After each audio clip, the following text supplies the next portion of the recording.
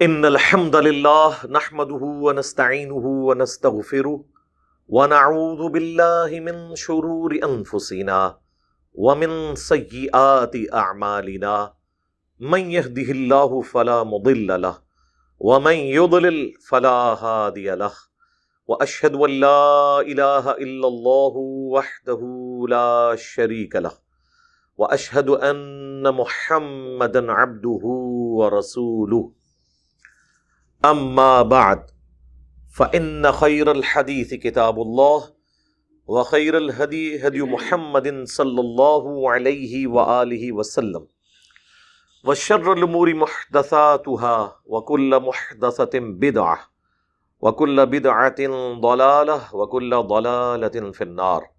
اعوذ بالله السميع العليم من الشيطان الرجيم من همزه ونفخه ونفثه. بسم الله الرحمن الرحيم.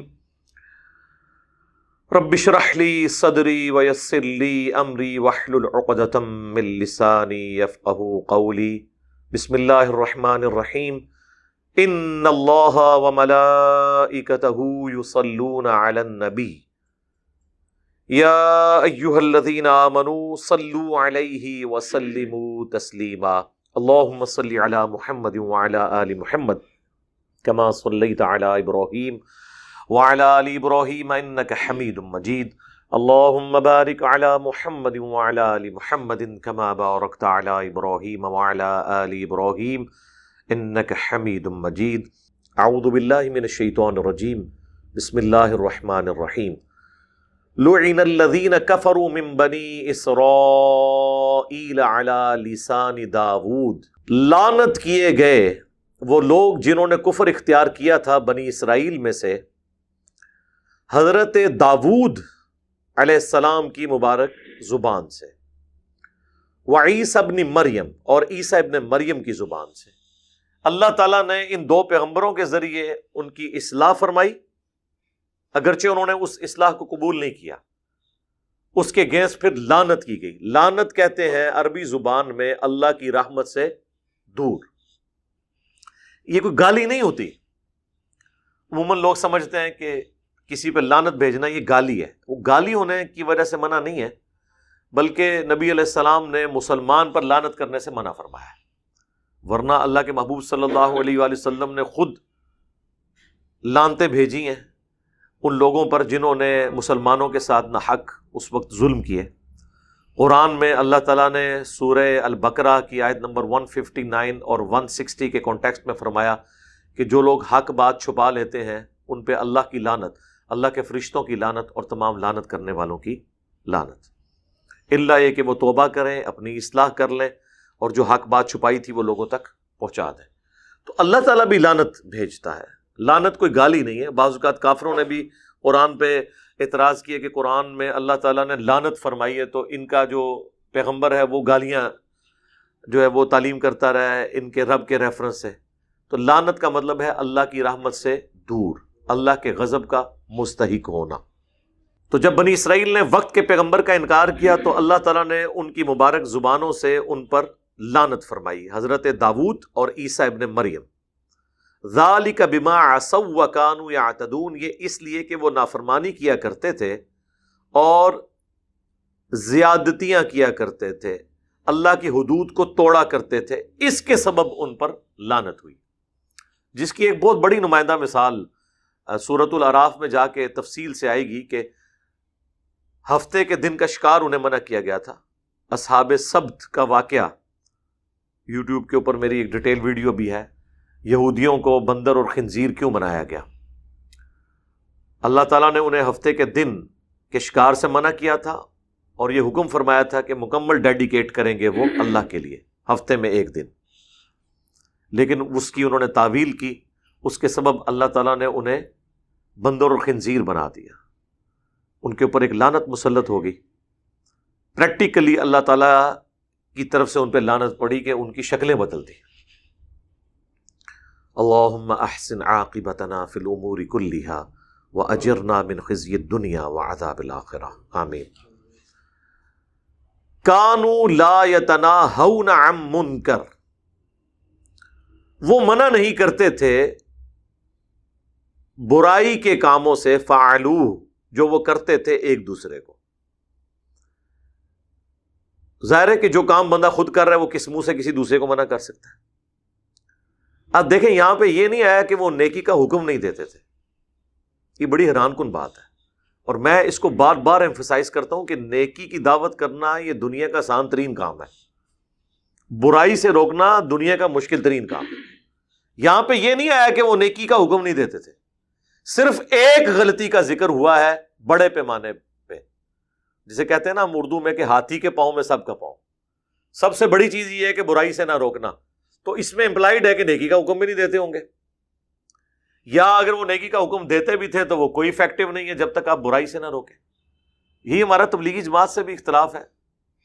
وہ کہتے ہیں جی ہم نے اپنی کتاب کا نام فضائل اعمال رکھا ہے، ہم نے صرف لوگوں کو نیک کاموں کی ترغیب دلانی ہے، جب لوگ نیکی کی طرف آئیں گے خود برائی چھوڑ دیں گے. ایسے کبھی نہیں ہوتا، اور پریکٹیکلی نظر بھی آ رہا ہے کہ ہوتا بھی ایسے نہیں ہے. چلے بھی لگ رہے ہوتے ہیں، دودھ میں پانی بھی مل رہا ہوتا ہے. کیوں؟ بھائی نیکیوں پہ زور ہے. اور کہیں تحت الشعور میں یہ بات بیٹھ جاتی ہے کہ قیامت والے دن شاید ہماری نیکیاں اتنی ہو جائیں کہ ہمارے گناہوں کا کفارہ بن جائے. اب یہ بہت سینسٹیو ایشو ہے اس طرح کی سوچ رکھنا، کیونکہ سورۃ البقرہ میں جو 7 یونیورسل ٹروتھ آئے ہیں ان میں سے ایک یہ بھی تھا کہ اگر کسی شخص نے ایک گناہ بھی کیا اور اس گناہ نے اس کا احاطہ کر لیا، وہ مارا گیا قیامت والے دن. اللہ تعالیٰ کسی ایک بڑے گناہ پر جو متواتر کیا جائے ایسی گرفت فرما سکتا ہے کہ اس کی باقی نیکیاں بھی اس کا شاید مقابلہ نہ کر سکے. تو یہ بڑا سینسٹیو ایشو ہے، اس کو ہلکا نہیں سمجھنا چاہیے. تو وہ منع نہیں کرتے تھے برائی کے کاموں سے. لبئس ما کانوا یفعلون، بے شک وہ بہت ہی برے اعمال تھے جو وہ کیا کرتے تھے، جن میں سب سے برا عمل یہ کہ وہ برائی کے کاموں سے روکتے نہیں تھے. صحیح مسلم میں حدیث ہے، ہو سکے تو برائی کو ہاتھ سے روکو. ظاہر ہے کہ ہاتھ سے روکنا حکومت وقت کا کام ہے، یا انسان اپنے گھر والوں کے ساتھ ایسا معاملہ کر سکتا ہے، بیوی بچوں کے ساتھ جن پہ وہ حاکم بنایا گیا ہے، مسئول ہے، اللہ کی بارگاہ میں اکاؤنٹیبل ہے. اگر ہاتھ سے برائی نہیں روک سکتے تو زبان سے نہیں تو کم از کم دل میں برا جانو. لیکن فرمایا ذالک اضعف الایمان، یہ سب سے کمزور درجہ ہے ایمان کا کہ کوئی شخص صرف برائی کو دل میں برا جانے. یعنی اللہ تعالیٰ کی اپنے بندے سے یہ چاہت ہے کہ زبان سے کم از کم برائی کو برائی کہا جائے، گونگا شیطان نہ کوئی بنے. ڈاکٹر صاحب فرماتے تھے نا گونگا شیطان، گونگے شیطان نہ بنو. حقیقت بات ہے خود نیکی کا کام کرنا بہت آسان ہے، لیکن کسی کو برائی سے روکنا یہ دنیا کا مشکل ترین کام ہے. آپ کو یعنی زندگی آپ کے لیے جیرن بنا دیں گے لوگ اگر آپ کسی کو برائی سے روکیں گے. اچھائی کی دعوت کریں، سب لوگ خوش ہیں. آپ جائیں بڑے سے بڑے پولیٹیشین کو، بڑے سے بڑے کسی ڈان کو جا کے کہیں کہ 5 وقت نماز پڑھنی چاہیے، وہ بڑا خاموشی سے سنے گا. لیکن آپ اس کو اگر جا کے یہ کہیں کہ یہ حرام خوریاں چھوڑ دو جو تم گورنمنٹ کے فنڈ کے اندر خرد برد کرتے ہو اور ناحق لوگوں کا مال ہڑپ کر رہے ہو، قیامت والے دن تمہاری پکڑ ہوگی. جناب آپ دیکھیں اس کی چہرے کی تیوری، اور جب موقع ملے گا چھوڑے گا نہیں آپ کو، کیونکہ آپ نے اس کو برائی سے روکا. اور یہ اتنا مشکل کام ہے کہ پیغمبروں کی موجودگی میں بھی، پیغمبروں کے ہوتے ہوئے بھی، اس زمانے کے لوگ جو اللہ کے ماننے والے ہوتے ہیں وہ بھی اس بات کو ایکسپٹ کرنے کے لیے بعض اوقات تیار نہیں ہوتے. حضرت عیسیٰ ابن مریم بنی اسرائیل سے تھے نا، اللہ نے انہیں مسیحا بنا کر، منجی اور ہادی بنا کر بنی اسرائیل کے لیے بھیجا. یہودیوں کے پاس پروفیسیز موجود تھی کہ ہمارے اندر ایک مسیح آئے گا، وہ آ کے چلا گیا، وہ آج تک انتظار میں ہے. اور جب دجال آئے گا نا، وہ ہوگا مسیح الدجال، جھوٹا مسیح، کیونکہ حضرت عیسیٰ بھی مردے زندہ کرتے تھے، وہ بھی مردے کو زندہ کرے گا. لیکن وہ جھوٹا مسیح، عیسیٰ ابن مریم سچے مسیح، وہ اس کو اپنا مسیح مان لیں گے. تو عیسیٰ ابن مریم جب بیت المقدس میں جا کے ان کی غلطیاں ان پہ ہائی لائٹ کرتے تھے، تو بجائے یہ کہ ان کی بات کو قبول کرتے، ان کے کفر کے فتوے انہوں نے جاری کر دیے. اللہ تعالیٰ نے غیبی طور پہ ان کی مدد کی اور انہیں زندہ آسمانوں پر اٹھایا، ادروائز وہ تو قتل کر دیتے. تو وہ تو پیغمبروں کے ماننے والے تھے جو بیت المقدس میں بیٹھے ہوئے تھے، کوئی بت پرست تو نہیں تھے، حضرت موسیٰ کے ماننے والے تھے. لیکن حضرت عیسیٰ علیہ السلام نے ان کی دم پہ پاؤں رکھ لیا تھا، حرام خوریوں سے، برائیوں سے، پیسے لے کے جھوٹے فتوے دینے سے انہوں نے روکا۔ انہوں نے کہا جناب کوئی میٹھی میٹھی باتیں کرو، فضائل مال پڑھو، یہ کیا کہہ رہے ہو آپ، یہ تو ہم نہیں سنیں گے۔ تو مجھے بتائیں، اگر حضرت عیسیٰ ابن مریم سے کوئی شخص حق بات سننے کے لیے تیار نہیں ہے تو میں تو شاہی کوئی نہیں۔ وہ کہتے ہیں بابے تو شاہی کوئی نہیں، تو میں بھی کہوں گا یار میں تو شاہی کوئی نہیں، تسی بھی شاہی کوئی نہیں، آپ سے کس نے سننی ہے بات، نہیں چھوڑیں گے۔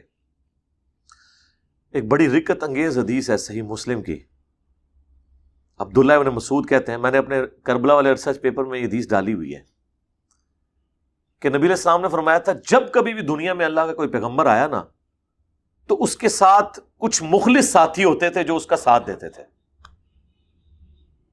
اور وہ کوئی کمپرومائز نہیں کرتے تھے، جس طرح پیغمبر نے کہا ویسے ہی کرتے تھے، سمعنا و اطعنا۔ لیکن پیغمبر کے دنیا سے جانے کے بعد، ان کے وہ چند مخلص ساتھیوں کے دنیا سے اٹھ جانے کے بعد، ایسے لوگ ان کے جانشین بن جایا کرتے تھے، اور نبی علیہ السلام نے اس کو اپنے لیے بھی فرمایا۔ ہاں یہ نہ سمجھیے گا کہ آپ نے پچھلے، آپ فرمایا کوئی پیغمبر ایسا نہیں ہے کہ جس کے ساتھ ایسا نہ ہوا ہو، مینز میرے ساتھ بھی ایسا ہوگا۔ اس کا ذکر تو سورہ مریم میں بھی موجود ہے کہ پیغمبروں کے جانے کے بعد ناخلف لوگ ان کے جانشین ہوئے۔ اسی آیت کے کانٹیکسٹ میں نے بنو امیہ کے حوالے سے مسئلہ نمبر 116 سی اور ڈی ریکارڈ کروائے تھے، اور اس میں یہی حدیث کوٹ کی تھی۔ نبی علیہ السلام فرماتے ہیں کہ جب وہ مخلص ساتھی بھی اٹھ جاتے ہیں نا، یعنی اگر میں حضور کے کیس میں کہوں کہ خلفائے راشدین اٹھ گئے، پھر ان کے جانشین ایسے لوگ بن جاتے ہیں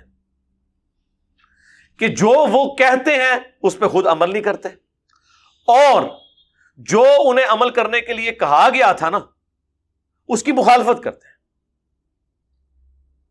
یعنی بالکل الٹ چلتے ہیں، جس چیز کا حکم تھا اس کی مخالفت کرتے ہیں، اور جس سے منع کیا گیا تھا اس کام کو کرنا شروع کر دیتے ہیں۔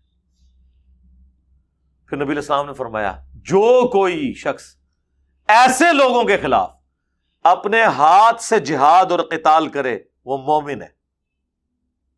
اب مجھے بتائیں، حسین ابن علی اگر یہ کام نہ کرتے، لوگ کہتے ہیں اطاعت امیر کی حدیثیں کہاں گئی، تو یہ حدیث مسلم شریف سے کہاں گئی کہ جو کوئی اپنے ہاتھ سے ایسے حکمرانوں کے خلاف جہاد کرے وہ مومن ہے، جو اپنی زبان سے جہاد کرے وہ مومن ہے، جو اپنے دل میں برا جانے وہ بھی مومن ہے، لیکن وہ سب سے کمزور درجہ ہے۔ یہ حدیث ایک تابعی نے صحیح مسلم میں آتا ہے اسی حدیث میں بیان کی عبداللہ ابن عمر سے، تو عبداللہ ابن عمر نے اس حدیث کو ماننے سے انکار کر دیا، کیونکہ عبداللہ بن عمر تو آپ کو پتہ ہے صوفی طبیعت کے آدمی تھے، انہوں نے تو حکمرانوں کے ساتھ کمپرومائز کیا ہوا تھا۔ اس میں تو یعنی ان کو یہ نظر آیا ہوگا، اب یہ کہہ رہے ہوں گے اس حدیث میں تو نہیں لکھا ہوا، لیکن جائیں گورے کی عدالت میں فیصلہ کروا لیں کہ ان کو اس حدیث کو قبول کرنے سے کیا مسئلہ تھا، جب ایک سکہ تابعی بیان کر رہا ہے۔ اس سکہ تابعی نے کہا کہ حضرت یہ حدیث میں نے ابن مسعود سے، آپ سے سینئر بندے سے سنی ہوئی ہے۔ انہوں نے حدیث کا انکار کیا، کیونکہ حدیث مانتے تو ان کو بھی حسین بننا پڑتا۔ اسی لیے میں کہتا ہوں نا، ابن عمر میں اور ابن علی میں بڑا فرق ہے۔ وہ تابعی کہتا ہے میں بڑا عرصہ انتظار میں تھا، اللہ کا کرنا ہوا کہ ابن مسعود تشریف لے آئے مدینہ شریف میں، تو مجھے عبداللہ بن عمر کہنے لگے کہ ابن مسعود آئے ہیں تو ہم ان کی زیارت کے لیے جاتے ہیں۔ ظاہر وہ سینئر صحابہ تھے، ٹھیک ہے، اور صحابہ میں ان کی ایک عزت تھی شروع کے مسلمانوں میں سے۔ اور پھر عبداللہ بن عمر کے والد ہی نے انہیں پرشین امپائر گری تو عراق کا چیف جسٹس لگایا ہوا تھا ابن مسعود کو، وہ چھوٹی پرسنالٹی تو نہیں تھے۔ وہ کہتے ہیں جب میں وہاں گیا تو اب بجائے یہ کرنے کے کہ میں ابن عمر کو اس غلطی کے اوپر آر دلاتا، میں نے ابن مسعود سے کہا کہ حضرت وہ آپ نے ایک دفعہ مجھ سے ایک حدیث بیان کی تھی اس طرح کہ جب پیغمبر دنیا سے چلے جاتے ہیں پھر ایسے لوگ ناخلف ان کے ساتھیوں کے اٹھنے کے بعد جانشین بن جاتے ہیں، ان سے جو قتال کرے ہاتھ سے وہ مومن ہے، جو زبان سے کرے وہ مومن ہے، جو دل میں کرے وہ مومن ہے، لیکن وہ تو آخری درجہ ہے۔ تو ابن مسعود نے فرمایا ہاں میں نے یہ بات نبی علیہ السلام سے خود سنی تھی۔ تو وہ کہتے ہیں پھر ابن عمر کو اصل میں نے میسیج ڈیلیور کرنا تھا خاموش، ان کو میسیج ڈیلیور ہو گیا. اللہ کا شکر ہے صحیح مسلم میں یہ حدیث موجود ہے، اور امام مسلم کے قربان جاؤں انہوں نے ایمان والے چیپٹر میں اس حدیث کو لیا ہے، شروع کی 177 175 یہ نمبرنگ ہے اس کی، اور یہ میں نے پمفلٹ میں ڈالی ہوئی ہے پورا ایک مقدمہ بلڈ کرنے کے لیے. اب حسین ابن علی تو یہ سوچتے تھے کہ میرے نانا دین کے کسٹوڈین ہیں، امام الانبیاء ہیں، میں ان کا بچہ ہوں، ہمارے گھر سے دین پوری دنیا میں بٹا ہے، اگر میں کمپرومائز کر لوں حاکم وقت کے ساتھ تو اس کا مطلب ہے کہ اس کی بری حکومت لیجیٹمائز ہو جائے گی. لوگ کہتے ہیں نا کہ جی حسین ابن علی کو کیا مسئلہ تھا، جب باقی لوگوں نے بیعت کر لی تو حسین ابن علی بھی کر لیتے. جب مودودی صاحب کے سامنے کسی نے جملہ بولا تو مودودی صاحب نے فرمایا میں تم سے یہ پوچھتا ہوں کہ جب حسین ابن علی نے بیعت نہیں کی تو باقی لوگوں نے کیوں کر لی؟ کیونکہ وارث رسول تو وہ تھے، علمی وارث. ویسے تو دین وراثت میں نہیں جاتا، لیکن اہل البیت کو تو اللہ نے چنا ہے نا. پھر جنتی نوجوانوں کے سردار اس منصب پہ تھے. حسین ابن علی نے پھر کمپرومائز نہیں کیا. جب صلح حسن کی آخری شرط بھی ٹوٹ گئی تو انہوں نے پھر یزید کے خلاف قیام کیا. خروج کا لفظ ویسے نٹوریس ہے، برے قیام کو خروج بولا جاتا ہے جیسے خوارج نے کیا. جو اچھا قیام ہے اس کے لیے قیام کا لفظ استعمال ہوتا ہے، خروج کا نہیں ہوتا. لیکن اگر کوئی اسے یوز بھی کر لے، برے حکمران، ویسے ٹرمنالوجی کے طور پہ یوز ہوتا ہے حکمرانوں کے خلاف خروج. وہ کہتے ہیں جب تک کفر بوا نہ دیکھیں کوئی کھلا کفر تو حکمرانوں کے خلاف خروج جائز نہیں ہے، اور ایک کفر بوا ہو تو خروج جائز ہے. وہ جو خروج جائز ہوتا ہے نا اسی کو قیام بھی کہا جاتا ہے. اس لیے آپ دیکھیں اہل تشیع خروج حسینی نہیں، قیام حسینی ٹرم بولتے ہیں. مختار سقفی کا قیام بولتے ہیں، وہ خروج نہیں بولتے کیونکہ وہ نٹوریس ٹرم کے طور پہ. تو اس سے پہلے بھی وہ آیت گزر چکی ہے کہ کیوں نہیں روکا ان کے علماء اور صوفیوں یعنی رہبان نے ان کو حرام خوری کرنے سے اور برے اعمال کرنے سے. اب مجھے بتائیں، جب اللہ تعالیٰ بار بار اس چیز کا ذکر کر رہا ہے کہ جو اللہ والے ہیں ان کا کام ہے کہ برائی سے روکیں، تو نبی الاسلام کے مبارک زمانے کے بعد، خلفۂ راشدین کے بعد جب برائی ہو رہی ہو تو اس وقت سب سے بڑے اللہ والے داتا صاحب تو نہیں ہوں گے، معین الدین چشتی تو نہیں ہے، شیخ عبد القادر جیلانی تو نہیں ہے. اس وقت تو سب سے بڑے اللہ والے وہ تھے واقعی جن کے پیچھے اللہ کھڑا ہوا تھا، حسین ابن علی. تو لوگوں کو حکمرانوں کے خلاف کھڑے ہونے کی جو ممانعت والی احادیث ہیں وہ پتہ ہے، تو یہ احادیث بھی تو موجود ہیں اس سے بڑھ کر قرآن میں جو یہ باتیں آئی ہیں. ہاں اس پہ بات ہو سکتی ہے کہ وہ کس لیول پہ جا کے قیام کا وقت آئے گا، کس وقت صرف زبان سے برا کہنا ہے، کس وقت دل میں رکھنا ہے. اللہ کے فضل سے اس وقت تو امت دل میں ہی رکھے بیٹھی ہوئی ہے، اور زبان کی ذمہ داری میرے سپرد کی ہوئی ہے. ہمیں آ کے لوگ گلے لگ رہے ہوتے ہیں جناب بڑا اچھا کام کر رہے ہیں جی اے بھی کرو. ہم کہتے ہیں تسی جناب ایک کتوں سنے، کہتے ہیں جی وہ ساڈے محلے دا مولوی بیان کر رہا سی تو میں کہا انہوں جا کے پوچھو، اور نہیں جی کیوں کڈال لگے ہو. تو ہمیں آ کے مشورہ دے رہے ہوتے ہیں تسی بیان کرو. ٹھیک ہے ضرور دیں مشورہ، ظاہر اللہ نے سب کو حالات و واقعات ایسے نہیں دیے. اب ہم تو اس ایک مشکل میدان میں اتر پڑے ہیں، ٹھیک ہے تو ٹھیک ہے ہم ہی ذمہ داری پوری کر کے احسن طریقے سے ان چیزوں کو پہنچانے کی کوشش کرتے ہیں. لیکن عام آدمی بھی گونگا شیطان نہ بنے، اپنے اپنے فریم آف ریفرنس میں جہاں جہاں جتنی بات کر سکتا ہے، خصوصاً جسے بڑی پوسٹ ملی ہوئی ہے اس کو تو کوئی خطرہ نہیں ہے نا، وہ تو حق بات کر سکتا ہے نا. اور اس سے آپ دیکھیں بڑے بڑے دیندار لوگ وہ ڈرتے ہیں، وہ سن لیتے ہیں بات، کم از کم مخالفت نہیں کرتے. جس کی میں نے بار بار مثال دی ہے کہ آپ بیریئر ٹاؤن میں یا ڈیفنس ہاؤسنگ سکیمز میں چلے جائیں، آپ آمین اونچی کہیں یا رفع دین سے نماز پڑھیں، دیوبندیوں کے امام ہے زیادہ تر، 90% دیوبندی ہیں. مجال ہے آپ کو کوئی اوے بھی کر جائے کیونکہ اسے پتا ہے میں نے اوے کیا تو یہ ہراسمنٹ شمار ہوگا، اگلے دن مجھے نوکری سے نکال دیں گے. لیکن جو مدرسے انہوں نے خود بنائے ہوتے ہیں وہاں پہ یہ فرعون اور ڈان بن کے بیٹھے ہوتے ہیں، وہاں تو جناب سلام پھیرتے ہی گالیاں نکالتے ہیں، غصے میں آ جاتے ہیں کیونکہ ان کی وہاں پہ حکومت چل رہی ہوتی ہے. تو ایٹ لیسٹ جہاں پہ کوئی بڑا ہے چندے دینے والا ہے اس کو کم از کم جرات کرنی چاہیے کہ وہ تو بولے، کم از کم زبان سے کم از کم بولے. قیامت والے دن اگر کسی نے اللہ کے عذاب سے بچنا ہے نا تو کم از کم زبان سے بولنا شروع کر دے، دل میں برائی جاننا کافی نہیں ہے. اصحاب سبت والا جو واقعہ میرا آپ کلپ دیکھیں، اس میں نے المستدرک للحاکم کی ایک حدیث بیان کی تھی صحیح سند سے، کہ ابن عباس جب سورۃ الاعراف میں وہ آیات پڑھا کرتے تھے نا کہ مچھلی کا شکار کرنے والے 3 گروہ بن گئے تھے. ایک گروہ وہ تھا جس نے شکار کیا، دوسرا گروہ وہ تھا جو انہیں اس برائی سے روکتا تھا، تیسرا وہ تھا جو برائی نہیں کرتا تھا لیکن انہیں روکتا بھی نہیں تھا. اور وہ گروہ روکنے والوں کو کہتا تھا یہ تو جہنم میں جا رہے ہیں، تمہیں کیا تکلیف ہے؟ تو وہ آگے سے کہتے تھے تاکہ ہم اپنے رب کے حضور معذرت پیش کر سکیں کہ یا اللہ ہم نے زبان سے انہیں روکا تھا. تو قرآن میں آیا کہ وہ جو روکنے والا گروہ تھا نا، اس کو اللہ نے بچا لیا اور ان کو بندر اور خنزیر بنا دیا جو برے اعمال کر رہے تھے. اور جو تیسرا گروہ تھا نا، گونگا شیطان، یعنی فضائل اعمال پڑھنے والا، برائی سے نہ روکنے والا، ان کا ذکر تک اللہ تعالیٰ نے کرنا گوارا نہیں کیا. ابن عباس جب سورۃ الاعراف میں آیات پڑھا کرتے تھے نا، تو المستدرک للحاکم کی حدیث ہے، وہ اس پہ آ کے رویا کرتے تھے کاش مجھے کوئی بتا دے کہ اس تیسرے گروہ کے ساتھ کیا بنا تھا. کیونکہ وہ تیسرا گروہ بڑا آسانی والا ہے نا، کہ دل میں برا جان لے تاکہ اس کیٹیگری میں فال کر دے. زبان سے بولنے سے تو جان کو خطرہ زبان سے بولنے سے بھی ہو جاتا ہے نا. وہ صحیح بخاری میں نہیں آتا، عبد الرحمن بن ابی بکر جب کھڑے ہوئے مروان کے سامنے، جب وہ کہنے لگا کہ اللہ نے امیر المومنین معاویہ ابن ابی سفیان کو یہ بات سجھائی ہے، امت کے مفاد میں اپنے بیٹے کی بیعت لینا چاہتے ہیں اپنی زندگی میں، تو وہ پھر کھڑے نہیں ہو گئے تھے. انہوں نے کہا کہ سیدھی طرح کہا کہ کیسر و کسرا کی سنت پہ عمل کرنا چاہتا ہے، ابو بکر عمر کی سنت پہ نہیں. انہوں نے کیا کہا، پڑھو انہوں، گرفتاری کرو. دی زبان سے بھی نہیں ہضم ہوتی. یہ تو بڑا مبارک دور ہے، کم از کم لوگوں کو بیسک ہیومن رائٹس کا، ویلیوز کا پتہ ہے، ڈیموکریٹک ٹوٹی پچی جو کچھ بھی ہے، لیکن کم از کم اس میں آپ حکمران کے خلاف بول تو لیتے ہیں نا. آپ کو کوئی آگے اٹھاتا نہیں ہے. ملوکیت میں ایسا نہیں ہوتا. آپ سعودیہ میں یا یو اے ای میں بول کے بتائیں کسی کے خلاف.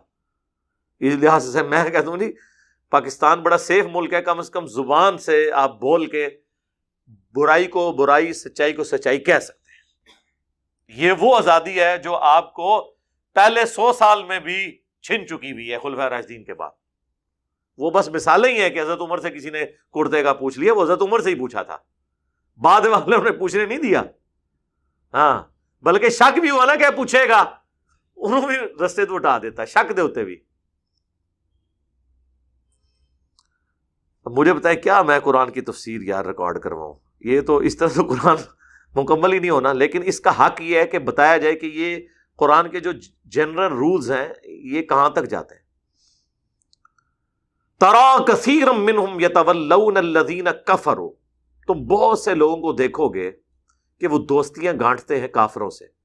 یہ اب روئے سخن یہود و نصارہ کی طرف سے ہے کہ پیغمبروں کے ماننے والے ہیں، اللہ کے دین کو ماننے والے ہیں، ابراہیمی ہیں، اور بظاہر انہوں نے کلمہ پڑھ کے نبی علیہ السلام کو بھی مان لیا لیکن اندر سے منافق ہیں. تو دیکھو انہوں نے دوستیاں کافروں سے گانٹھی ہوئی ہیں. یہ کامل الایمان صحابہ کے بارے میں نہیں ہے، بلکہ صرف زبان سے اقرار کرنے والے ان منافقین کے بارے میں جو قانوناً صحابی بھی تھے، مسلمان بھی. لبئس ما قدمت لہم انفسہم، کتنے ہی برے اعمال ہیں جو یہ آگے بھیج رہے ہیں اپنے لیے. اللہ کے پاس یہ اعمال جو جس کے ساتھ پیش ہونا ہے، یہ اپنے کیا اعمال اللہ کے پاس بھیج رہے ہیں؟ ان سخط اللہ علیہم، یہ کہ اللہ ان سے ناراض ہو گیا ان اعمال کے سبب. وفی العذاب ہم خالدون، اور اس کے سبب وہ ہمیشہ کے عذاب میں رہیں گے. اللہم لا تجعلنا منہم، اللہم اجرنا من النار ولو کانوا یؤمنون باللہ، اگر وہ ایمان لے آتے صحیح طور پر اللہ پر جیسا کہ حق تھا، والنبی، اور ان نبی پر، ان نبی یعنی جو موجودہ نبی ہیں محمد رسول اللہ صلی اللہ علیہ وآلہ وسلم، وما انزل الیہ، اور جو ان کی طرف نازل کیا گیا قرآن، متخذوہم اولیاء، تو وہ پھر کافروں کو تو اپنا دوست نہ بناتے. یعنی وہی بات ہے کہ اللہ اور اس کے نبی کی محبت اور ان کے مخالفین کی محبت ایک دل میں جمع نہیں ہو سکتی. اور اگر آپ مجھے اجازت دیں تو اہل بیت کی محبت اور آل امیہ کی محبت ایک دل میں جمع نہیں ہو سکتی. ہاں جی، یہ ذہن میں رکھیے گا. وَلَكِنَّ كَثِيرًا مِّنْهُمْ فَاسِقُونَ، اور ان میں سے اکثر لوگ فاسق ہیں. اب وہ بڑی مشہور آیت آ رہی ہے جو اکثر لوگ پیش کرتے ہیں، اپنا مطلب اس سے نکالنے کی کوشش کرتے ہیں. کسی حد تک درست بھی ہوتا ہے. میں بھی پریکٹیکلی کافی حد تک قائل بھی ہوں اس چیز کا، اور آپ لوگ بھی اس کی گواہی دیں گے، لیکن ایکسیپشنز آر آلویز دیئر۔ سورۃ المائدہ کی آیت نمبر 82، لَتَجِدَنَّ أَشَدَّ النَّاسِ عَدَاوَةً لِلَّذِينَ آمَنُوا الْيَهُودَ، تم ضرور اہل ایمان کی دشمنی میں سب سے زیادہ سخت اور شدت والا پاؤ گے یہودیوں کو۔ جینون ریزن تھی، کیونکہ وہ اوس اور خزرج سے مار کھایا کرتے تھے اور ان کو دھمکی لگایا کرتے تھے کہ جب آخری پیغمبر آئیں گے ہم ان کے ساتھ مل کے پوری دنیا پہ غلبہ حاصل کریں گے، اس وقت پھر ہم تمہیں شکست دیں گے۔ اب اللہ کا کرنا یہ ہوا کہ وہ آخری پیغمبر آگے بنو اسماعیل میں، یہودی ایکسپیکٹ کر رہے تھے وہ بنی اسرائیل میں ہوں گے، وہ ہدایت جو ڈائریکٹلی یہودیوں کے پاس تھی ان کو تو ہدایت نہیں ملی، لیکن بنو اسماعیل کے دو گروہ اوس اور خزرج جو اولادن ابراہیمی تھے لیکن عقیدے میں بت پرست تھے، انہوں نے اسلام قبول کر لیا۔ تو اب یہودیوں کو اس چیز کی بڑی چڑ تھی، تو اللہ تعالیٰ مارا ہے وہ ضرور تم پاؤ گے سب سے زیادہ شدید یہودیوں کو، والذین اشرکوا، حتیٰ کہ جو مشرک ہے نا ان سے بھی بڑھ کر۔ دوسرے نمبر پہ مشرکین کا ذکر کیا، پہلے نمبر پہ کہا کہ یہود ہیں اور اس کے بعد بت پرست ہیں۔ وَلَتَجِدَنَّ أَقْرَبَهُمْ مَوَدَّةً لِلَّذِينَ آمَنُوا، اور تم اہل ایمان سے محبت اور قربت میں قریب پاؤ گے۔ قَالُوا إِنَّا نَصَارَى، الَّذِينَ قَالُوا إِنَّا نَصَارَى، ان لوگوں کو کہ جو کہتے ہیں ہم نصارہ ہیں، یعنی حضرت عیسیٰ علیہ السلام جیزس کرائسٹ کے ماننے والے، ان کو تم اہل ایمان سے محبت میں قریب پاؤ گے۔ دشمنی ان میں بھی ہے، لیکن اگر محبت والا کوئی ایلیمنٹ ہے تو ان میں ہے۔ اور اس کی ٹیکنیکل کئی ایک ریزنز ہیں، ایک ریزن یہاں پہ بیان ہوئی ہے اور کئی ایک ریزن جو ہیں دوسری جگہ پہ بیان ہوئی ہیں، جس میں ٹاپ آف دا لسٹ جو ریزن ہے وہ صرف مسلمان ہیں اس روئے ارض پہ جو جیزس کرائسٹ کو اللہ کا پیغمبر مانتے ہیں۔ یہودی تو انہیں دجال سمجھتے ہیں، نعوذ باللہ۔ مسلمانوں کے علاوہ کوئی بھی مذہب یا دین ایسا نہیں ہے جو عیسیٰ ابن مریم کو اللہ کا پیغمبر مانتا ہو۔ نہ ہندو مانتے ہیں، نہ یہودی مانتے ہیں، نہ پارسی مانتے ہیں، کوئی بھی نہیں مانتا۔ تو یہ چیز مسلمانوں کو عیسائیوں کے قریب کر دیتی ہے۔ پھر عیسیٰ ابن مریم کی جو تعریف قرآن میں بیان ہوئی ہے نا، سچی بات ہے کہ اس طرح کی آیات آپ کو یا ان کے جو علم کے آثار چلتے آ رہے ہیں کرسچنز کے اس میں نہیں نظر آئے گی۔ وہاں تو ایک غلو کا ایک معاملہ ہے نا، بلکہ آج کی ٹیمپرڈ انجیل میں بھی جو گاسپل آف جان میں چیپٹر نمبر 14 میں موجود ہے، حضرت عیسیٰ علیہ السلام اپنے ساتھیوں سے کہتے ہیں مجھے تم سے بہت کچھ کہنا ہے، لیکن ابھی تم اس کے متحمل نہیں ہو۔ وہ ہستی جب دنیا میں آئیں گی تو وہ تم سے وہ چیزیں بیان کریں گی، اور وہ خود سے کچھ نہیں کہیں گے، وہ وہی کہیں گے جو اللہ تعالیٰ انہیں وہی کرے گا، وہی جو قرآن میں آئے وَمَا يَنطِقُ عَنِ الْهَوَىٰ إِنْ هُوَ إِلَّا وَحْيٌ يُوحَىٰ۔ اور میں تمہارے آسمانی باپ سے یہ ریکویسٹ کروں گا جب میں جاؤں گا کہ اس ہستی کو دنیا میں بھیجے، وہ دنیا میں میرا نام روشن کریں گی۔ کرسچنز کو جب یہ آیات آپ پیش کرتے ہیں وہ کہتے ہیں یہ حضرت جبرائیل علیہ السلام کے بارے میں ہے، حالانکہ انجیل میں ہی لکھا ہے کہ جبرائیل علیہ السلام اس وقت دنیا میں آتے ہیں جب پیغمبر کوئی موجود ہو۔ تو ان کے نزدیک تو حضرت عیسیٰ آخری پیغمبر ہے، تو حضرت جبرائیل نے تو آنا ہی نہیں ان کا نام روشن کرنے کے لیے۔ اور جبرائیل نے کون سا حضرت عیسیٰ کا نام روشن کیا ہے؟ حضرت عیسیٰ کا نام تو قرآن کی وجہ سے روشن ہوا ہے، مسلمانوں کی وجہ سے روشن ہوا ہے۔ ہمارے نبی کی والدہ محترمہ کا نام قرآن میں موجود نہیں ہے، اور عیسیٰ ابن مریم کی والدہ کا نام قرآن میں کئی جگہ ہے، بلکہ ان کے نام پہ پوری سورت ہے، سورہ مریم۔ اللہ نے ان کی صفائیاں پیش کی ہیں کہ وہ تو شرک نہیں کرتے تھے، وہ تو امام الموحدین تھے۔ وقال المسیح، عیسیٰ ابن مریم تو کہا کرتے تھے یا بنی اسرائیل، اے اولاد یعقوب، اعبدوا اللہ ربی و ربکم، عبادت کرو اس رب کی جو میرا بھی رب ہے اور تمہارا بھی رب ہے۔ انہ من یشرک باللہ، بے شک جو کوئی اللہ کے ساتھ شرک کرے گا، فقد حرم اللہ علیہ الجنہ، تو اللہ نے ایسے شخص کے اوپر جنت حرام کر دی ہے، ومأواہ النار، اور اس کا ٹھکانہ ہے جہنم، وما للظالمین من انصار، اور ایسے ظالموں کا کوئی مددگار بھی نہیں ہوگا۔ تو عیسیٰ ابن مریم کی تو اللہ نے صفائی بیان کی، اور قرآن کے ذریعے ہمارے نبی علیہ السلام کی مبارک زبان کے ذریعے ان کی تعریف ہوئی ہے نا۔ تو یہ چیز کرسچنز کو مسلمانوں کے قریب کرتی ہے۔ آج بھی جتنے غیر مسلم مسلمان ہو رہے ہیں نا، اس میں سے 95% سے زیادہ کرسچنز ہیں، کیونکہ ان کے لیے اسلام میں اٹریکشن ہے نا، اسلام حضرت عیسیٰ کی تعریف کرتا ہے۔ پھر قرآن میں اللہ فرماتا ہے کہ یہ ان کے انریزالوڈ ایشوز کو بھی ایڈریس کرتا ہے قرآن، عقلی دلائل کے ساتھ ان کے فاسد نظریات کا رد کرتا ہے۔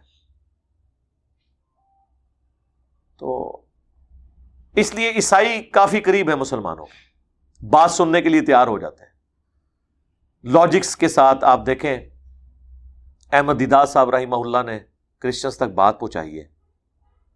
کہاں شخص کباڑیے کی دکان پہ جاب کرنے والا، ٹھیک ہے جی، ینگ ایج میں وہاں شفٹ ہو گئے ہوئے تھے اپنے والد کے ساتھ، ویسے تو بیسیکلی تو انڈین تھے، اردو ان کی مدر ٹنگ تھی، پھر ماشاءاللہ انگلش بھی ان کی بڑی اچھی ہوگی وہاں ساؤتھ افریقہ میں۔ عیسائی پادری آ کے دعوت دیا کرتے تھے، جس طرح ہماری تبلیغی جماعتیں جاتی ہیں دعوت دینے کے لیے، تنگ کرتے تھے، تو انہوں نے پھر انجیل پڑھنی شروع کی۔ اس وقت کچھ اسکالرز تھے جنہوں نے کرسچینٹی کے اوپر کتابیں لکھی تھی، لیکن وہ کتابیں تو پتہ لکھی رہ جاتی ہیں، جب تک ویڈیوز میں آ کے بات نہ ہو۔ تو ایک وقت تھا کہ جب انہوں نے کام شروع کیا تو 8-10 بندے ان کے لیکچر میں ہوتے تھے، اور جب آخری لیکچر ان کے ریکارڈ ہوئے ہیں تو 40-50 ہزار بندہ بھی آڈیٹوریم میں بیٹھا ہوا تھا، اور ویڈیوز کے ساتھ تو کہاں تک بات کی، اور کوئی مولوی نہیں، ایک عام بندہ۔ کتنی زبانوں میں انہوں نے انجیل زبانی یاد کی ہوئی تھی، 35 سے زیادہ انہیں زبانی آتی تھی، یعنی ان کی زندگی کا شوق تھا زبان سیکھنا۔ وہ خود بتاتے ہیں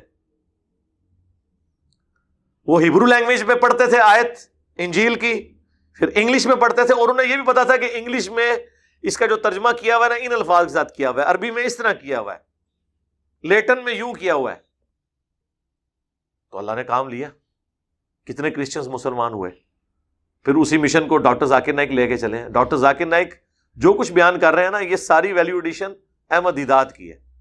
اس کا ثبوت یہ ہے کہ آپ ڈاکٹر ذاکر نائک کی تقریریں سنیں، اس کے بعد احمد دیدات صاحب کی ویڈیوز لگائیں، الفاظ تک بھی ڈاکٹر ذاکر نائک نے نا ان کے رٹے ہوئے ہیں۔ لیکن پھر ڈاکٹر ذاکر نائک نے ویلیو ایڈیشن کی ہے کہ انہوں نے ہندوؤں کی کتابوں سے بھی توحید کے اوپر کام کیا ہے۔ شاگرد ایک سٹیپ پھر آگے گئے، اور احمد دیدار صاحب نے اپنی زندگی میں کہہ دیا تھا دیداد پلس ڈاکٹر ذاکر نائک۔ بڑا بندہ بڑا ہی ہوتا ہے، اسے کسی کی بڑائی ماننے میں کوئی آر نہیں ہوتی، لیکن ان کی جو فلوئنسی تھی نا وہ بہت زیادہ تھی۔ احمد دیدار صاحب جس طرح بولتے تھے نا، اور چیلنجنگ انداز میں، وہ سٹائل آپ کو ڈاکٹر ذاکر نائک میں اس طرح نظر نہیں آئے گا۔ ان کی زبان میں تھوڑی بہت لکنت بھی ہے۔ کمال، اللہ نے کام لیا۔ تو اللہ طرف مارا ہے کہ تم ان کو قریب پاؤ گے کرسچنز کو مسلمانوں کے زیادہ۔ ذالک بأن منہم قسیسین، اس لیے کہ ان میں کچھ اہل علم بھی ہیں، ورہبان، اور درویش صرف صوفی ٹائپ لوگ ہیں، وانہم لا یستکبرون، اور یہ کہ وہ تکبر نہیں کرتے۔ یہ کوالٹی جو اللہ تعالیٰ نے ان کی بیان کی ہے نا کہ وہ تکبر نہیں کرتے، یہ سر آج بھی کرسچنز میں موجود ہے۔ اتنا حوصلہ ہے، ہم مسلمانوں میں وہ حوصلہ موجود نہیں ہے۔ جو لوگ یورپ اور امریکہ میں رہ رہے ہیں، آپ ذرا ان سے پوچھیں کہ کتنی کرٹسی کے ساتھ وہ ایک دوسرے کے ساتھ ڈیلنگ کرتے ہیں۔ بڑے سے بڑا بھی ان کا کوئی منسٹر ہے، کوئی بڑے سے بڑا کسی حکومتی پوسٹ کے اوپر ہے، اس سے ایک عام آدمی ملے گا، اس سے پروٹوکول سے ملیں گے۔ اکٹھے چل رہے ہیں اور آگے دروازہ آیا ہے، وہ یہ نہیں دیکھے گا کہ یہ مجھ سے نچلے درجے کا ہے، وہ آگے بڑھ کے کرٹسی میں دروازہ کھول کے آگے کر دیتے ہیں۔ کھانے کے لیے لائن میں پرائم منسٹر بھی لگا ہوا ہوگا، وہ اس میں کوئی انسلٹ فیل نہیں کرتے۔ نام کی کرسچن صحیح، لیکن یہ ان میں نرمی ابھی بھی موجود ہے، وہ والا ریونج نہیں ہے۔ آپ دیکھیں واقعات سناتے ہوئے وہ رو پڑتے ہیں، اتنے رقیق القلب ہوتے ہیں۔ ہم یہ سب کانٹیننٹ کے لوگ تو بہت بہت کننگ لوگ ہیں، یقین کریں۔ جتنے کو برے الفاظ ہیں نا، 2 نمبری کے استعمال کر سکیں نا تو ان کے لیے آپ کر سکتے ہیں، جتنے سخت مزاج لوگ ہیں، ایکٹر رج کے روئیں گے بھی تو ایکٹنگ میں، وہ جینون روتے ہیں۔ مجال ہے کبھی کوئی ایک آدھ واقعہ رپورٹ ہو جائے تو ہو جائے، ادروائز آپ نے کمپیئر کرنا یہاں کی پولیس اور وہاں کی پولیس کو دیکھ لیں، نہیں کرتے اس طرح زیادتی کسی کے ساتھ۔ ظاہر جوڈیشری بھی زیادہ ہے، کئی ایک ریزنز ہیں، لیکن بہرحال نرم دل ہے، ان میں درویش صفت لوگ ہیں۔ ظاہر دنیا کی محبت نہیں ہوگی، پھر دوسروں کے لیے جذبات اچھے ہوں گے۔ اور پھر اللہ تعالیٰ نے کہا کہ یہ پھر اس کی مثال بھی سن لو، وَإِذَا سَمِعُوا مَا أُنزِلَ إِلَى الرَّسُولِ، جب کبھی وہ قرآن سنتے ہیں نا جو نازل ہوا رسول اللہ کی طرف، تَرَىٰ أَعْيُنَهُمْ تَفِيضُ مِنَ الدَّمْعِ، تم دیکھو گے کہ ان کی آنکھیں آنسوؤں سے چھلک پڑتی ہیں، مِمَّا عَرَفُوا مِنَ الْحَقِّ، اس حق کو پہچاننے کے سبب۔ تو سر نہیں تھی چھلکی آنکھیں نجاشی کی جب حضرت جعفر طیار نے سورہ مریم تلاوت کی؟ عمر ابن عاص بت پرست تھے اس وقت، اور وہ نجاشی کا بڑا قریبی دوست تھے، عمر سیریز میں انہوں نے یہ فلمایا بھی ہے۔ اور آپ دیکھیں دشمنی کا لیول، جب کوئی بات نہیں چلی تو اینڈ پہ اس نے کہا کہ یہ تو حضرت عیسیٰ علیہ السلام کو اچھا نہیں سمجھتے۔ کون کہہ رہا ہے؟ وہ جو حضرت عیسیٰ کو مانتے ہی نہیں ہے۔ بھئی تمہارا کیا لینا دینا؟ ٹھیک ہے، جس نے پاؤڈری اور چرسی بھی آ کے آپ کو سمجھانا شروع کر دیں گے کہ آپ رفع الیدین چھوڑ دیں، یہ بت رکھ کے آتے تھے اس لیے رفع الیدین ہوتا تھا۔ تو اب یہ بہت بڑا امتحان تھا حضرت جعفر طیار کے لیے کہ اب ظاہر ہے حضرت عیسیٰ علیہ السلام کو جیسے کرسچنز مانتے ہیں اس طرح تو مسلمان نہیں مانتے ان کے غلط نظریات کو، لیکن اس وقت تک خیر تھی، موحدین بھی موجود تھے۔ حضرت جعفر نے کوئی اس میں آر محسوس نہیں کی، ہجرت حبشہ میں وہ لیڈ کر رہے تھے نا مسلمانوں کو، انہوں نے سورہ مریم کی آیات تلاوت کی تو اس کے بے اختیار آنسو رواں ہو گئے۔ اس میں تو واضح بتایا گیا بھئی الہ تو تمہارا ایک ہے، اور آپ کو پتہ ہے اس نے پھر زمین سے ایک تنکا اٹھا کے کہا تھا کہ اللہ کی قسم جو کچھ عیسیٰ ابن مریم کے بارے میں تم نے بیان کیا ہے نا، اس تنکے کے برابر بھی وہ اس سے زیادہ نہیں تھے۔ ذرا الفاظ پہ غور کریں، کام کی بات نہیں کی اس نے۔ تو قرآن کیا کہتا ہے حضرت عیسیٰ کے بارے میں کہ وہ اللہ کے بندے ہیں، اللہ کی مخلوق ہے، جس طرح اللہ نے باقی مخلوقات کو پیدا کیا ویسے ان کو پیدا کیا۔ اس نے کہا بس وہ یہی تھے، ایک تنکے کے برابر بھی اس سے زیادہ ان کا مرتبہ نہیں تھا۔ میں آپ کو یقین سے کہتا ہوں کہ مسلمان یہ بات کرے نا کہ نبی علیہ السلام کا سٹیٹس وہ ہے جو قرآن میں اور بخاری مسلم میں ہے، ایک تنکے کے برابر بھی اس سے زیادہ نہیں ہے، یہ آپ پہ 295C لگوا دیں کہ نہیں تم کا مرتبہ گن رہے ہو۔ ذرا پوائنٹ پہ آپ غور کریں تو سر پھر آپ دیکھ لیں انہی کا حوصلہ ہے کہ اس تنکے کے برابر بھی اس سے زیادہ نہیں ہے جو تم نے بیان کیا۔ تو مسلمان کو کہنے میں کیا آ رہا ہونی چاہیے کہ نبی علیہ السلام کی جو شان قرآن اور احادیث میں بیان ہوئی ہے ایک تنکے کے برابر بھی اس سے زیادہ نہیں ہے۔ تو حضور تو خود کہہ کے گئے ہیں، صحیح بخاری میں حدیث ہے، دیکھنا میری شان کو اس طرح بلند نہ کرنا جس طرح کرسچنز نے اپنے نبی کو بڑھا دیا، میں اللہ کا بندہ اور اس کا رسول ہوں، مجھے اللہ کا بندہ اور اس کا رسول ہی کہنا۔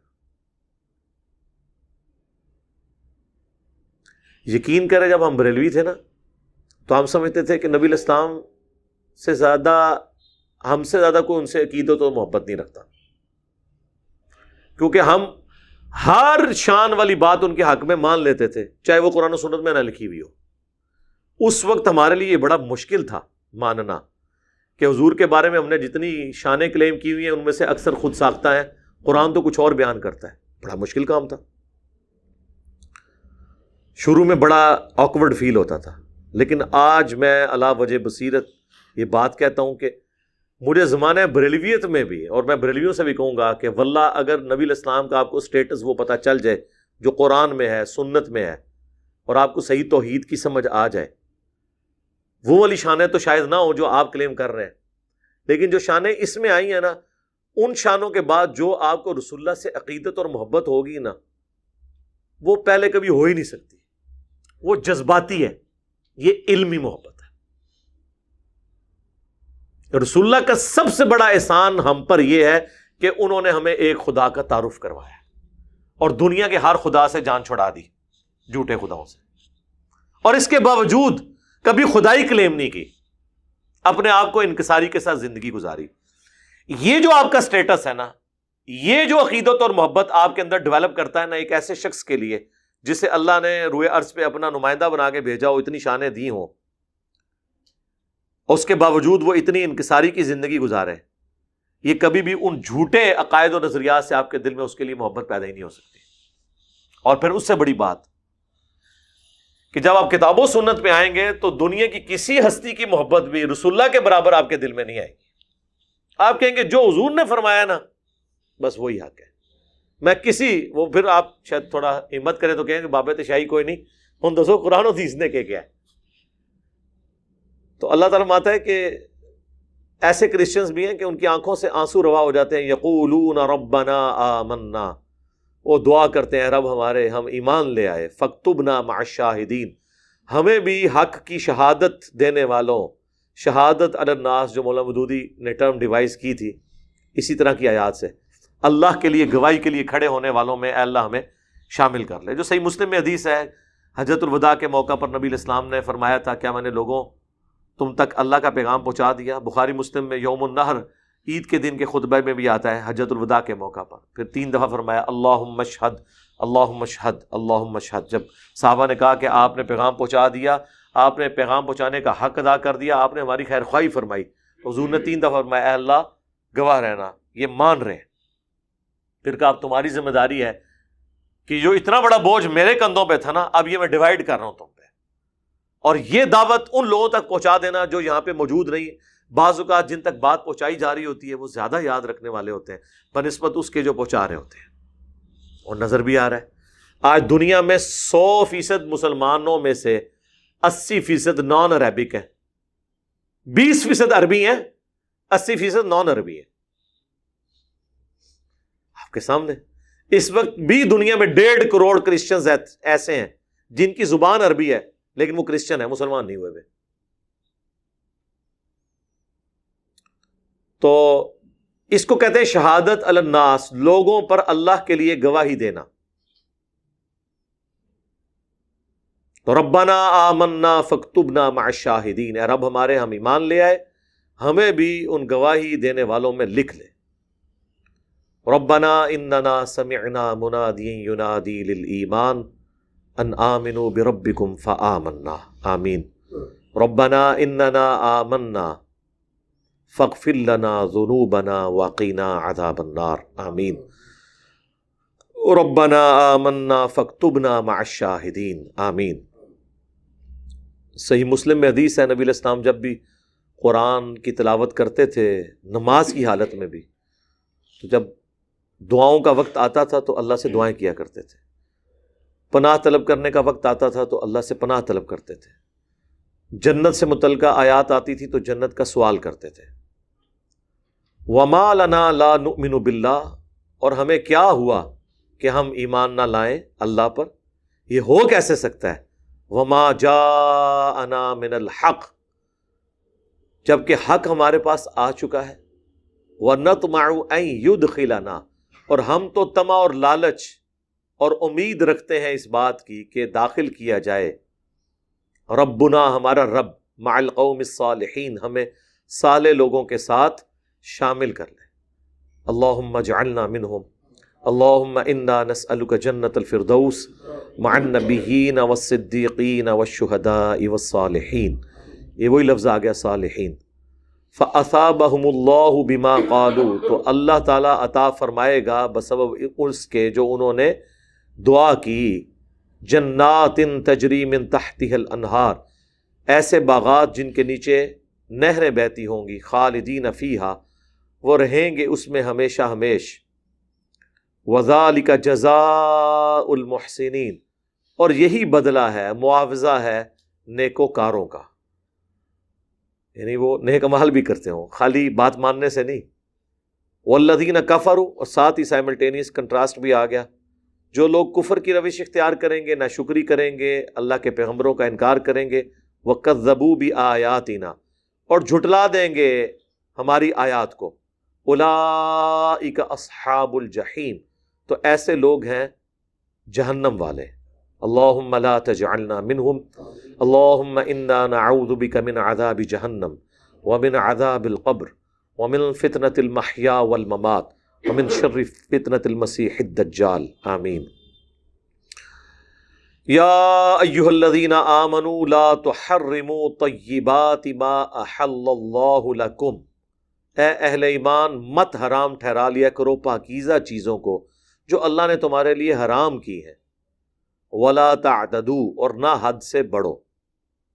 ان اللہ لا يحب المعتدین، اللہ تعالیٰ حد سے بڑھنے والوں کو پسند نہیں فرماتا. بیسیکلی اس میں کنڈیم کیا جا رہا ہے یہود و نصارہ کے اندر. آپ کو پتہ ہے رحمانیت آ گئی تھی، سورۃ الحدید میں اس کی ڈیٹیل آئے گی کہ انہوں نے اللہ کی محبت میں یہ ڈیسائیڈ کر لیا کہ ہم شادی نہیں کریں گے، بچے نہیں ہوں گے، اللہ اللہ کر کے صوفیت کی زندگی گزاریں گے ہم. کیونکہ اگر ہم ان چکروں میں پڑ گئے تو پھر تو ظاہر شادی بیاہ کے بعد تو کئی کٹے کھل جاتے ہیں، کئی پرابلم شروع ہو جاتے ہیں. حالانکہ یہی تو امتحان تھا. غامدی صاحب نے بڑی پیاری بات کی تھی کہ جو شخص ان ساری چیزوں کو چھوڑ کے بھاگتا ہے نا تو وہ شخص کی مانند ہے جو کمرہ امتحان سے خالی پیپر دے کے اٹھ کے بھاگ جائے اور یہ سمجھے کہ میں پاس ہو جاؤں گا. پیپر دینا ہے اور اس پیپر میں نمبر حاصل کرنے ہیں تو پاس ہونا ہے. اگر خالی پیپر دیں گے، یعنی آپ کہیں گے کہ بیوی بچے ماں باپ سے جان چھڑاؤں غاروں میں چلا جاؤں، تو خالی پیپر دیا ہے تو کنفرم فیل ہو جائیں گے. کوشش کرنے سے تو پھر بھی چانسز ہے کہ رعایتی نمبر مل جائیں، لیکن بالکل چھوڑ گئے اس سے رہبانیت کہا جاتا ہے. بخاری مسلم میں حدیث ہے، عثمان بن مظعون کہتے ہیں کہ ہم نے ارادہ کیا کہ ہم اپنے آپ کو خصی کر لیں، سیکچولی ڈسیبل کر لیں، تو نبی الاسلام نے منع فرما دیا اس سے. پھر بخاری مسلم میں وہ حدیث جو 3 اصحاب آئے تھے حضور کی غیر موجودگی میں، حضور کی بیویوں سے پردے میں، انہوں نے پوچھا کہ اللہ کے نبی کتنی عبادت کرتے ہیں، تو انہوں نے ہلکا جانا حضور کی عبادت کو. ظاہر ہے حضور تو نارمل انسان تھے، نارمل زندگی گزار رہے تھے. تو ان تینوں میں سے ایک نے کہا کہ میں تو روزانہ روزہ رکھوں گا. اللہ کے نبی تو بخشے بخشائے، انہیں تو زیادہ عبادت کی ضرورت نہیں، میں روزانہ روزہ رکھوں گا. دوسرے نے کہا میں روزانہ رات کو جا کے عبادت کیا کروں گا. تیسرے نے کہا کہ میں نکاح نہیں کروں گا. یہ کہہ کے چلے گئے. بعد میں نبی الاسلام جب تشریف لائے تو آپ کی بیویوں نے بتایا کہ اس طرح 3 صوفی آئے تھے. یہ صوفی میں بریکٹ میں کہہ رہا ہوں. آپ فرمایا بلاؤ ان کو. ہم تو سمجھ رہے ہوں گے بلا کے حضور علیہ السلام ان کو کہیں گے ہاں جی تسی تو میرے جانشین نکلے ہو، بھائی کمال ہو گیا. آپ جلال میں آپ نے فرمایا اللہ کی قسم میں تم سے زیادہ اللہ کا تقوی رکھتا ہوں. یہ اس سے بھاری جملہ حضور بول نہیں سکتے تھے. آپ کو اس کا مطلب ہی نہیں سمجھ آیا. یہ تو ان سے پوچھیں جن پہ جملہ حضور نے بولا ہوگا کہ میں تم سے زیادہ اللہ کا تقوی رکھتا ہوں. یعنی مراد یہ کہ میں اللہ کی معرفت زیادہ رکھتا ہوں. مجھ سے زیادہ اللہ کو کون جانتا ہے کہ اللہ کو کون سی چیز پسند ہے. وہ تسی کیڑا کوئی اللہ نو ایسا مان رہے ہو جڑا منو نہیں پتا. تو آپ نے فرمایا کہ میں روزہ رکھتا بھی ہوں چھوڑ بھی دیتا ہوں. جو بخاری مسلم میں ہے کہ داؤدی روزے رکھو، ایک دن روزہ رکھو ایک دن چھوڑ دو. میں رات کو قیام بھی کرتا ہوں، رات کو سوتا بھی ہوں، اور میں نے نکاح بھی کیا ہوا ہے. میری اتنی بیویاں ہیں. النکاح سنتی فمن رغب عن سنتی فلیس منی، اسی کانٹیکسٹ میں بیان کیا جاتا ہے نا. تو جس نے میری سنت سے اعراض کیا اس کا مجھ سے کوئی تعلق نہیں ہے. تو نبی علیہ السلام نے اس چیز کو پسند نہیں فرمایا کیونکہ وہ حلال چیزیں اپنے اوپر حرام کر رہے تھے. نیند لینا حلال ہے، کھانا کھانا حلال ہے، جان بوجھ کے اپنے آپ کو تکلیف میں ڈالنا. اچھا اب یہ وہ دین ہے جو آپ کے کافر کو بھی پیش کر سکتے ہیں. صوفیوں کا دین آپ کافروں کو نہیں پیش کر سکتے. سبحان اللہ کہنے کے لیے بہت اچھا ہے، لیکن اس کو آپ کہیں ثابت نہیں کر سکتے کہ یہ اب نارمل زندگی ہے، یہ نارمل زندگی ہے. اسی لیے امام بخاری نے اس حدیث کے اوپر باب باندھا ہے کہ عبادت میں غلو کرنا مکروہ ہے. یعنی اس کو انہوں نے برائی لکھا. مجھے آج بھی یاد ہے 2007-8 کی بات ہے، 7 کی بات ہوگی، 6-7 کی، جب ہمیں کسی زمانے میں صوفی بننے کا شوق تھا تو میں نے ایک بہت بڑے مفتی صاحب سے نا بخاری کی حدیث بیان کی. میں نے کہا جی میں نے تو یہ حدیث پڑھی ہے تو امام بخاری تو اس سے یہ رزلٹ نکال رہے ہیں کہ یہ تو مطلب یہ تو برا کام ہے. وہ کہتے ہیں امام بخاری کو غلطی لگ گئی ہے. وہ تو ہمیں بعد میں سمجھ آئی کہ نہیں سر، امام بخاری کو غلطی نہیں لگی ہے، انہوں نے قرآن حدیث پڑھ لیا تھا، ان کو پتا تھا کہ جب اللہ کے نبی علیہ السلام صحابہ کرام کو اس طرح کی تعلیمات دے رہے ہیں تو بابے تو چاہیے کوئی نہیں. لیکن بابیاں وچ اکثر بابیاں نے کام چک کے رکھا ہے, اتنے اتنے کچھ نہیں کیتا, اندر انہوں نے کام پا کے رکھا ہے. ہمارے ایک دوست سیالکوٹ میں وہ بتانے لگے, کہتے ہیں کہ ہم لوگ, ہمارے مولانا صاحب وہ کہتے ہیں جی میں نے اپنی زندگی میں کوئی ایسا جمعہ نہیں پڑھا جس میں وہ تقریر میں روتے نہ ہو, اور ساروں کو رلا دیتے تھے. اتنا روتے تھے کہ سارے لوگ روتے تھے. لوگ کہتے ہیں ایسا نیک بندہ ہی نہیں. کہتے ہیں میں اعتکاف بیٹھا تو اعتکاف گرمیوں کے دن میں اعتکاف تھا, تو دوپہر زور کے بعد جو ہے نا وہ جو تربوز ہیں وہ ٹھنڈے ہو کے نہ لا کے ان کے اجرے میں رکھے جاتے تھے, وہ کھاتے تھے. روزہ شدہ کوئی نہیں, اعتکاف بیٹھے ہوئے تھے. ابھی جو کچھ اور یہ مسجدوں میں کرتے ہیں وہ آپ کو پتا ہے, نہ پتا ہو تو مفتی عبدالعزیز صاحب سے پوچھ لیں. روتے پیٹتے ہیں وہ سامنے کا ایک. اور یہی کچھ کرسچنس کے ساتھ ہوا. وہ تو ان کی جرت ہے کہ انہوں نے سپاٹ لائٹ پوری ڈاکومنٹری بنائی ہے. سر گورے کو سلام ہے. ویٹیکن سٹی میں جو کچھ پاپس نے ان کے بچوں کے ساتھ کیا, اور جو تاریخ میں یہ پادری جو شادیاں نہیں کرتے تھے, یہ جو کچھ وہ راہبہ عورتیں جو وقف ہوئی ہوئی تھی, صوفنیاں بھی ہوتی ہیں نا, خالی صوفی تو نہیں ہوتے, جو صوفنیوں کے ساتھ یہ کرتے رہے, اور جو کچھ وہ ان کے چرچ جو ہیں, ان کے بیسمنٹس جو ہیں, وہ آؤٹ آف ویڈ لاک پیدا ہونے والے بچوں کے قبرستان بنے. یہ تو انہوں نے اپنی کتابوں میں لکھا ہے کہ بس سامنے سب کچھ تھا. وہ فادر اسی لیے کہلاتے ہیں نا, سب کے باپ ہوتے ہیں.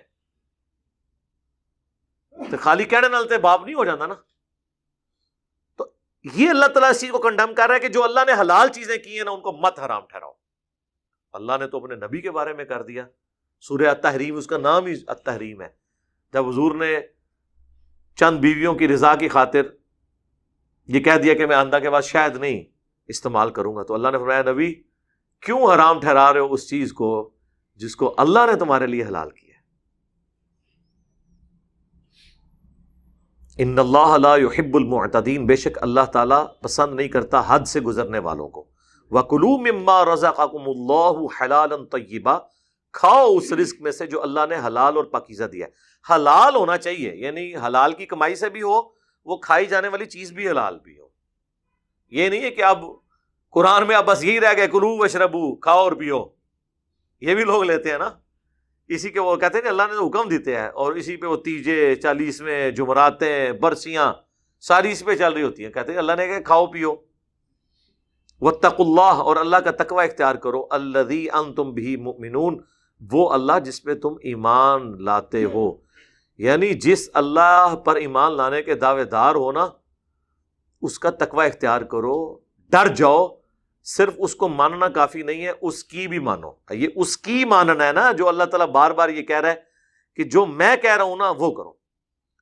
اچھا, اس سے آپ کو ایک اور بات بھی پتہ چل گئی. لوگ کہتے ہیں نا جی کوئی بھی اچھا کام ہے بس اللہ نے تو دیکھنا ہے نیت کیا ہے, آپ اللہ کے لیے وہ کر لیں. قرآن اس بات کو نہیں مانتا. قرآن کہتا ہے لقد کان لکم فی رسول اللہ اسوۃ حسنہ. دنیا کی بڑی سی بڑی نیکی بھی زیرو سے ملٹیپلائی ہے اگر وہ نبی علیہ السلام کے طریقے پہ نہیں ہے. کیونکہ رول ماڈل کون ہے؟ پیغمبر. اس لیے رول ماڈل پیغمبر کو بنایا جاتا ہے کہ کوئی اللہ کی محبت میں اللہ کے لیے غلط چیزیں منسوب نہ کر دے. ادروائز صوفیاء نے مسلمانوں میں اور راہبوں نے کرسچینٹی میں جو کچھ اللہ کے ساتھ منسوب کیا ہے, مجھے 1% بھی شک نہیں ہے کہ انہوں نے اللہ سے دشمنی میں کیا ہے, اللہ کی محبت میں کیا ہے. بلکہ میں تو اس سے بڑا جملہ بولتا ہوں, اس امت کے بڑے بڑے علماء اور بزرگوں نے جہاں جہاں دین کا جنازہ نکالا ہے پوری نیک نیتی کے ساتھ نکالا ہے. انہوں نے یہ سمجھا کہ اسی میں ہی امت کی فلاح ہے, اسی میں ہماری آخرت کی کامیابی ہے. لیکن قرآن و سنت سے وہ ہٹ کے, اس لیے ایکسیپٹیبل نہیں. جی مثنوی مولانا روم پڑھیں جی, کہتے ہیں جی وہ اگر کسی نے فارسی کا قرآن پڑھنا ہے تو وہ پڑھے. بھائی فارسی کا قرآن پڑھنا ہے تو وہ کیوں پڑھے؟ فارسی میں ترجمہ شاہ ولی اللہ دہلوی نے کیا ہوا ہے قرآن کا, وہ کیوں نہ پڑھے؟ دیکھو اندازہ کرو. اور پھر میں نے اس کا جب پوسٹ مارٹم کیا کہ اس میں تو کتنے گستاخانہ واقعات ہیں حضرت موسیٰ علیہ السلام کے بارے میں. وہ اکثر آپ کو یہ واعظین سناتے ہوں گے کہ جی حضرت موسیٰ ایک بندے کے پاس سے گزرے اور وہ کہہ رہا تھا اللہ تو میرے پاس آئے, میں تیری کنگھی کروں, میں تجھے نلاؤں دلاؤں. حضرت موسیٰ علیہ السلام نے اسے منع کیا تو اللہ موسیٰ سے ناراض ہو گیا. استغفر اللہ. یہ اگر اتنے کو محبت کی چیزیں تھیں تو قرآن میں اللہ نازل کر دیتا نا کہ اے نبی کے ماننے والوں تم بھی اللہ کو جب محبت سے پکارو تو یہ کہا کرو کہ اللہ میں تیری کنگھی کروں, تجھے نہلاؤں دلاؤں. اور پھر یہ کیا بتانا چاہ رہے ہیں کہ موسیٰ علیہ السلام کو اللہ سے محبت کا وہ تقاضا نہیں پتا جو اس نانگے پیر کو پتا ہے. تو یہ حضرت موسیٰ کی توہین نہیں ہے, حضرت موسیٰ کے استاد کی توہین ہے کہ اس نے کس قسم کا شاگرد بنایا ہے کہ اس کو ایک ڈنگر سمجھا رہا ہے. اور یہ مذہبی مولانا روم میں لکھا ہوا ہے انسانی گوشت چاہیے جی.